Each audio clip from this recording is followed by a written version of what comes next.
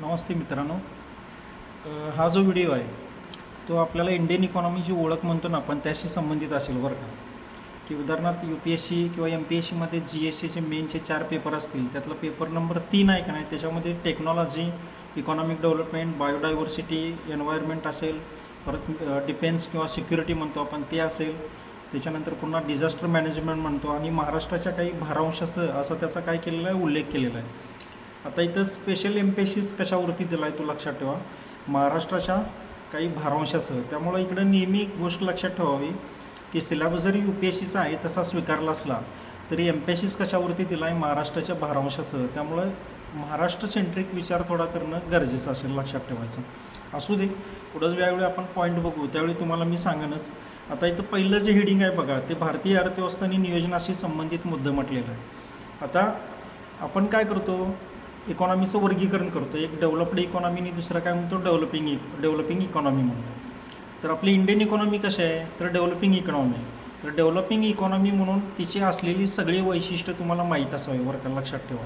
त्यामुळे स्वातंत्र्यपूर्व काळातली अगोदरची अर्थव्यवस्था, स्वातंत्र्यानंतरच्या काळातली अर्थव्यवस्था, त्याच्यानंतर उदारीकरणाच्या अगोदरची अर्थव्यवस्था आणि उदारीकरणानंतरची अर्थव्यवस्था, असं ते जे वर्गीकरण असेल ते आपल्याला परफेक्ट करायचं आहे. GDP ग्रोथ रेट असेल किंवा बाकीचे जे काय मुद्दे असतील ते कसं इकडे लागू असतील ते आपल्याला बघून घ्यायचं असतं. त्याच्यानंतर पुन्हा नियोजनाशी संबंधित मुद्दा म्हटलेला आहे. आता तुम्ही इकॉनॉमिक प्लॅनिंग करता, प्लॅनिंगचे टाईप करता, प्लॅनिंगचा रिव्ह्यू घेता, प्लॅनिंग अपयशी किंवा यशस्वी कसं ठरलं ते सगळं तिकडं आपण बघत असतो. त्यामुळं ते व्यवस्थित लक्षात घ्यायचं बरं का. स्पेशली प्लॅनिंगचं जे टाईप असतील ते आपल्याला परफेक्टच माहीत असलं पाहिजे. सोशलिस्ट प्लॅनिंग असेल किंवा इम्पेरेटिव्ह प्लॅनिंग असेल, जे काय असेल ते लक्षात ठेवा. त्याच्यानंतर पुन्हा साधनसामग्रीचं एकत्रीकरण म्हटलेलं आहे. म्हणजे त्याला आपण रिसोर्स मोबिलायझेशन असं म्हटलं तरी चालतं, लक्षात ठेवायचं. मग आपण प्लॅनिंग राबवतो का नाही, त्याला सेंट्रल गव्हर्नमेंट आणि स्टेट गव्हर्नमेंट दोघंसुद्धा काय करतात, कॅपिटल एकत्र करून काय करत असतात, वापरत असतात. मग ते रिसोर्सेस कसं उभं केलं जातं ते सगळं कशामध्ये येतं, त्याच्यामध्ये येतं. त्याच्यानंतर पुन्हा इकॉनॉमिक ग्रोथ म्हणतो आपण, त्याच्यानंतर डेव्हलपमेंट म्हटलेलं आहे, त्याच्यानंतर रोजगार म्हटलेलं आहे. ते सगळं मुद्दे तिकडं आपल्याला करून घ्यावं लागतात, लक्षात ठेवायचं. इकॉनॉमिक ग्रोथ म्हणतो ना आपण ती, उदाहरणार्थ इन्क्लुझिव्ह ग्रोथ म्हणजे काय, त्याचा काय फायदा झाला किंवा का होऊ शकले नाही, रोजगार वाढीमध्ये तिचं काही योगदान आहे का नाही योगदान आहे, जे काय असेल ते. त्याच्यानंतर पुन्हा काय म्हटलेलं आहे की सर्वसमावेशक वाढ म्हणतो आपण. म्हणजे मी आता तो अगोदरच शब्द वापरला, इन्क्लुझिव्ह ग्रोथ म्हणतो आपण. त्यातून उद्भवणाऱ्या समस्या म्हटलेलं आहे. मग आता ते लक्षात घ्यायचं बरं का. उदाहरणार्थ आपण इकॉनॉमीचे वेगवेगळे सेक्टर्स आहेत का नाही, त्याच्यामध्ये काही सेक्टरमध्ये आपण फार पुढे गेलो, त्याच्यात इन्व्हेस्टमेंट केली, डेव्हलपमेंट झाली, पण त्यातनं म्हणावा तसा रोजगार तयार झाला नाही. त्यामुळं लोकांच्या परिस्थितीमध्ये तितका बदल व्हायला पाहिजे जेवढा तेवढा झालेला नाही. मग त्या सगळ्यासाठी आपण काय करतो, आपण इन्क्लुझिव्ह ग्रोथ काय करतो, ॲक्सेप्ट केलेलं आहे. तर त्यातले जे काही चॅलेंजेस असतील किंवा त्याचं जे काही यश असेल ते तिकडं आपल्याला बघून घ्यावं लागतं. त्याच्यानंतर पुन्हा सरकारी अर्थसंकल्प म्हणतो. आता आपल्याला माहीत असते की सरकारी बजेट सादर केलं जातं, त्या बजेटच्या 2 बाजू असतात, एक रेव्हेन्यूनी कुठली म्हटलं, कॅपिटल बाजू. त्यामुळं तुम्हाला तिथलं खर्चाचे मुद्दे किंवा उत्पन्नाचा मुद्दा व्यवस्थित लक्षात ठेवावं लागतील बरं का. मग उदाहरणार्थ तुम्ही कॅपिटल रिसिप्ट म्हणतो आपण, किंवा दुसऱ्या बाजूला आपण काय म्हणतो, रेव्हेन्यू रिसिप्ट म्हणतो.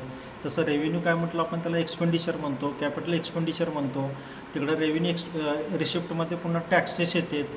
टॅक्सेस कुठले GST सरकार रिफॉर्म असेल किंवा आणि काय असेल, हे सगळं तिकडं आपल्याला बघून घ्यावं लागतं, त्याचा रिव्ह्यू घ्यावा लागेल. किंवा बजेट किंवा ज्याला आपण काय म्हणतो, इकॉनॉमिक सर्व्हे, त्याच्यावरती काय म्हणतो तिकडं आपल्याला लक्षात ठेवायचं असतं.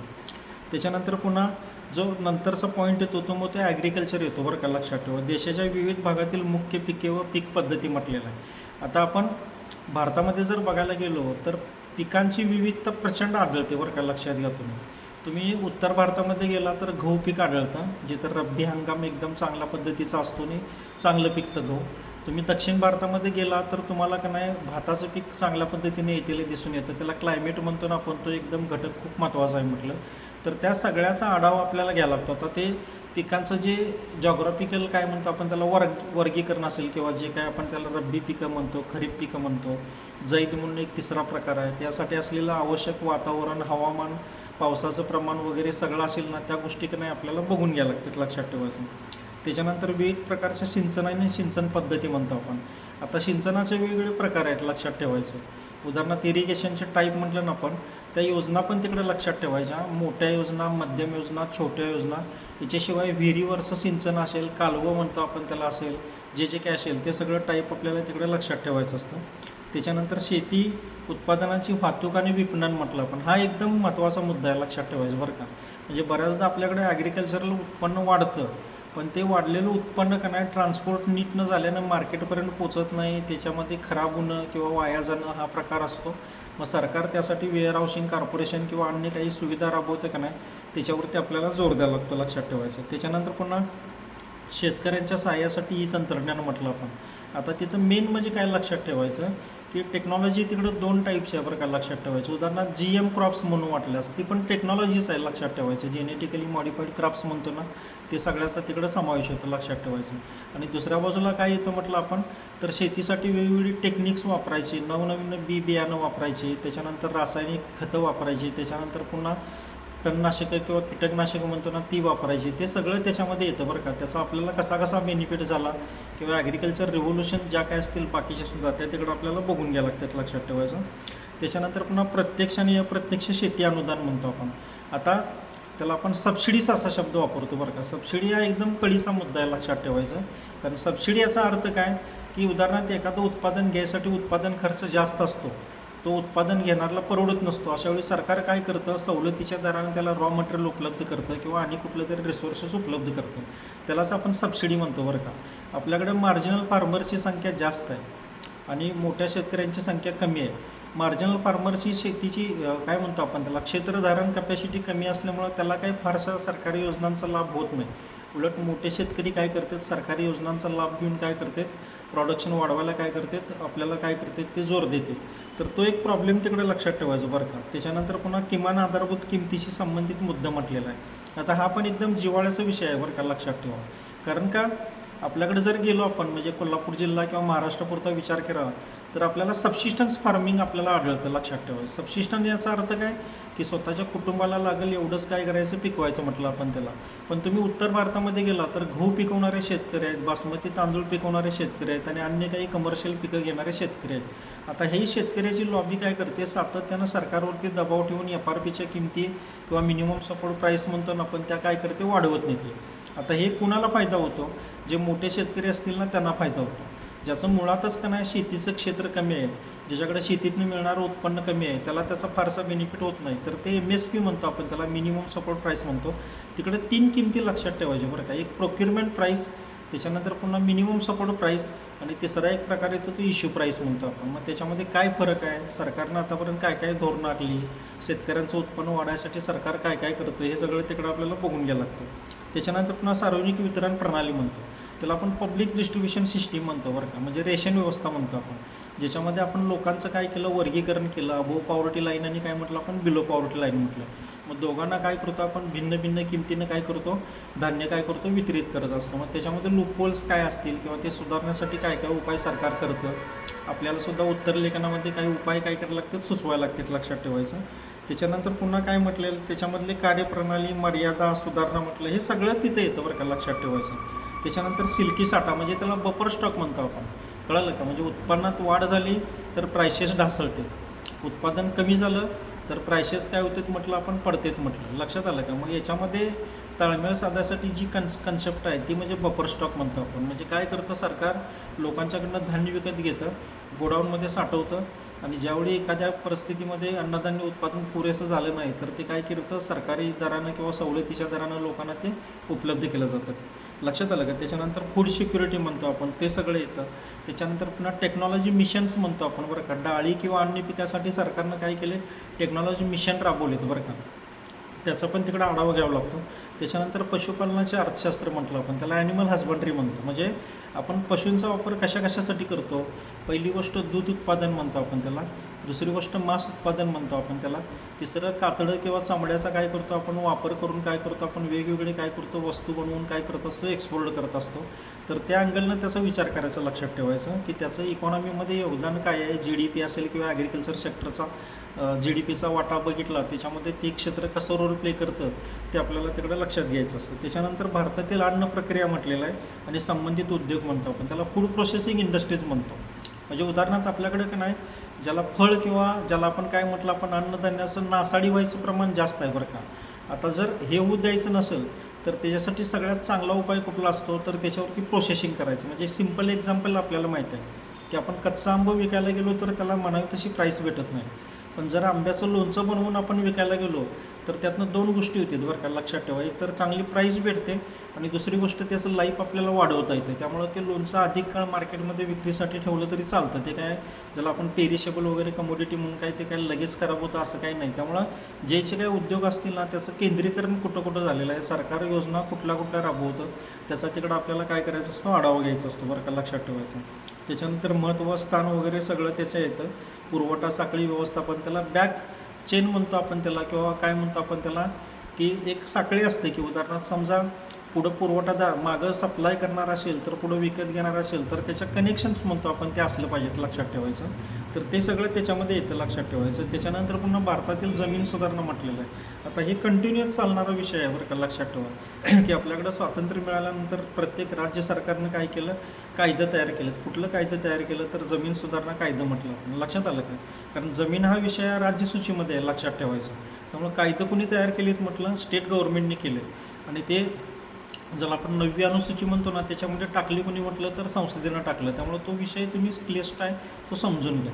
पण जमीन सुधारण्यासाठी सरकारनं आतापर्यंत काय काय केलं, उदाहरणार्थ सरप्लस जमिनी लोकांच्याकडच्या काढून घेऊन गरिबांना वगैरे वाटलं, त्यासाठी काही महामंडळं स्थापन केली असतील किंवा आणि कुठली सरकारी योजना असेल तर त्याचा उल्लेख तिथं आपल्याला किंवा त्याचा तिथं आपल्याला म्हणजे विचार करायचा. त्याच्यानंतर अर्थव्यवस्थेवर उदारीकरणाचे परिणाम म्हणतो आपण इकॉनॉमीचं वर्गीकरण करतो. क्लोजड इकॉनॉमीनी काय म्हणतो आपण त्याला, ओपन इकॉनॉमी म्हणतो.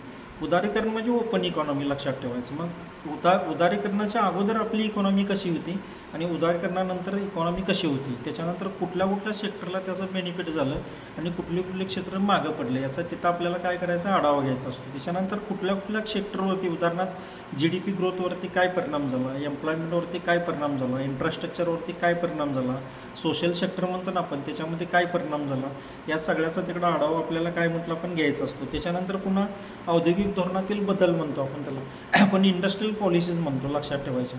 मग 90च्या अगोदरच्या आपल्या इंडस्ट्रियल पॉलिसीज आणि त्याच्यानंतरच्या इंडस्ट्रियल पॉलिसी याच्यामध्ये डिफरन्स काय येतो ना तो आपण काय करायचं असतं, बघून घ्यायचं असतो, लक्षात ठेवा. ते पण एक महत्त्वाचा विषय आहे, लक्षात ठेवा. त्याच्यानंतर औद्योगिक विकासावर त्याचे परिणाम म्हटलं. इंडस्ट्रियल पॉलिसी महत्त्वाच्या आहेत बरं का, लक्षात ठेवा.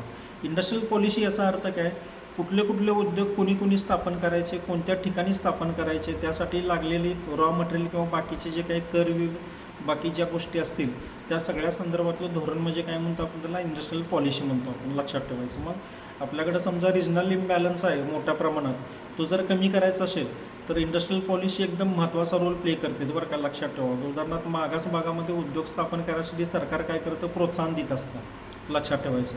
तर हा कशाचा भाग असतो, तर हा इंडस्ट्रियल पॉलिसीचा भाग असतो. मग तिथं समजा रॉ मटेरियल तिथं उपलब्ध करून द्यायचं, इन्फ्रास्ट्रक्चरच्या सुविधा उपलब्ध करून द्यायच्या, सरकार यासाठी काय करत असतं, प्रयत्न करत असतं, लक्षात ठेवा.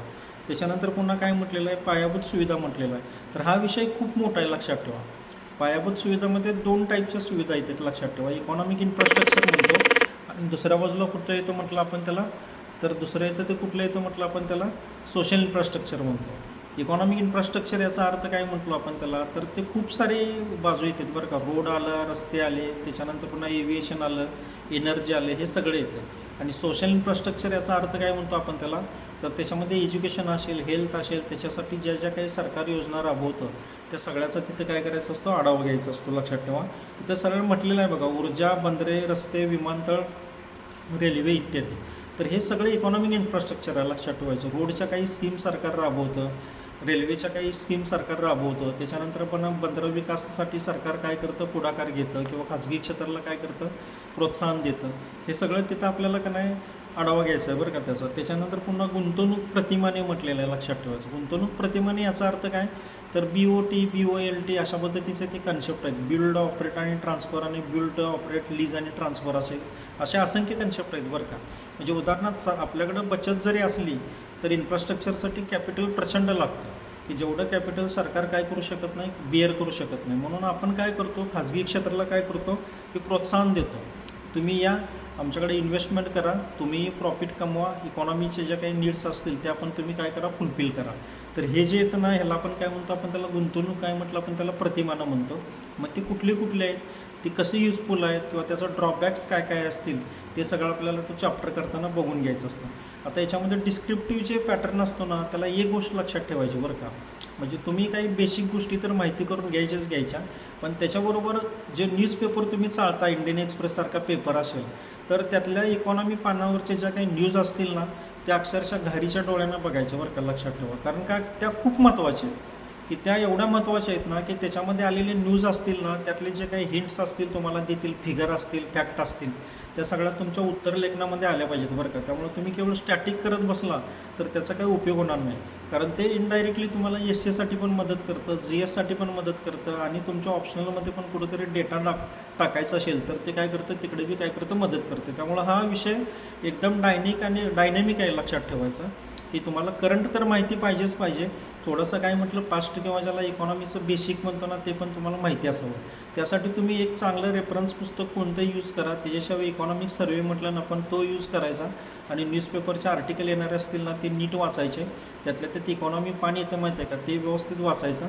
त्याचा तुम्हाला मार्क वाढण्यासाठी 100% बेनिफिट होईल, लक्षात ठेवायचं. कारण जर तुम्ही असे इनपुट्स टाकत गेला तर तुमच्या 100 पेपरमध्ये तुमचा पेपर जर वेगळा वाटला तर त्यालाच विद्यार्थ्याला चांगले मार्क येण्याची, तसंच त्याचं सिलेक्शनचे चान्सेस कसे राहतील, अत्यंत चांगले राहतील. लक्षात आलं? चालेल, थँक्यू बरं का.